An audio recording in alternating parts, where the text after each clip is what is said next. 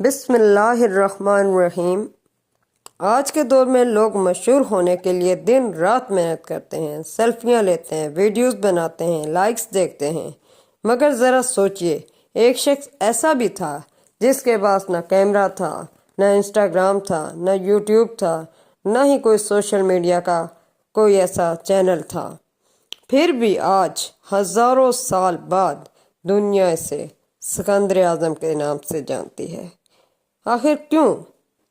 اس نے دنیا کو جیتنے سے پہلے خود کو جیتا تھا۔ سکندر نے صرف تلوار سے نہیں، حوصلے سے دنیا فتح کی ہے۔ اس نے سب سے پہلے اپنے اندر کے خوف کو مارا، اور جب انسان خود پر قابو پا لے تو پھر دنیا خود اس کے قدموں میں آ جاتی ہے، کیونکہ اس کے پاس خواب تھا اور اس پر یقین بھی تھا۔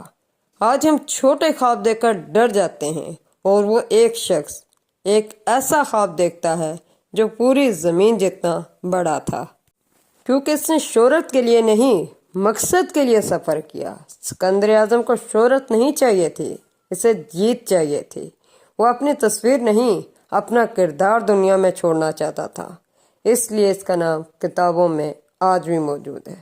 جہاں جاتا تھا وہاں لوگ لڑنے آتے تھے، مگر واپس جاتے تو اس کی عزت کرنے لگتے، اور یہی اصل کامیابی ہے۔ سکندر اعظم کی عمر صرف 32 سال تھی، مگر جو اس نے کر کے دکھایا وہ صدیوں بعد بھی زندہ ہے۔